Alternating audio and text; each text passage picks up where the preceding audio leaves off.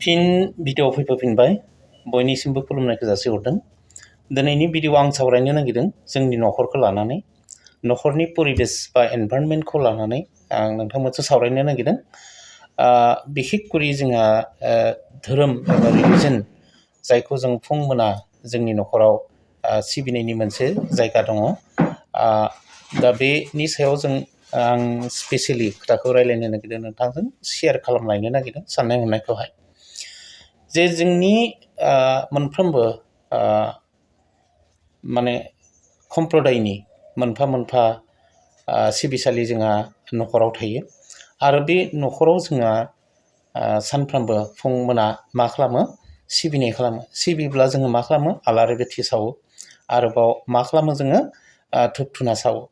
जे बेखौ खालामनानै जोंहा मा जायो, मा मोनो बिनिफ्राय, बेखौ खालामनायनिफ्राय बिनि सायाव एसे सावरायनो नागिरदों। जे जेब्लाबो फुं सान गोरलै ओंखारनाय लोगो लोगो जोंनि न' बां गासैखौ सिबस्रांनानै, इसिं न' लिरस्रांनानै, थानसालिखौ लिरस्रांनानै, गोथार दुगैनानै जेब्ला आलारि बाथि सावगोन, जेब्ला धुप सावगोन आरो इसोरनि मुङाव हाथ जुर खालामनानै गोसोखांगोन, दा बियो जोंनि न'खरनि एनभाइरनमेन्ट परिबेकखौहाय मोनसे गोग्गो बारहावा, पजिटिभ माने बारहावा सृष्टि खालामो, सानखांथि लाबोयो। न'खरनि मानसिफोरनि गोसोआव बिनि परिबेसा गोलैयो।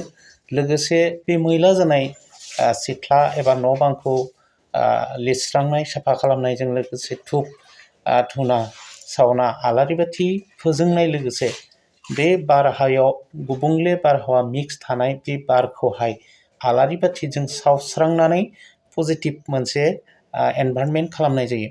आरो गुबुंले मोनामनाय, सेवनाय मोनामनाय, बायदिसिना गिर्जा मोनामनायखौहाय होखारनो थाखाय जोङो धुप सावनानै मोनसे पजिटिभ भाइब्रेसन खालामनायजों न'खराव मोनसे गोजोन थासारि फैयो, जेराव बेराम आजारनि नेगेटिभ मोनामनायफ्रा खारो, जेराव बाराव मिक्स जाना थानाय गुबुंले मुवाफोरखौ आलारि बाथिजों सावनानै बे जायगानि गुबुंले बारहावायाव नांना थानायखौ गोजान खालामनाय जायो।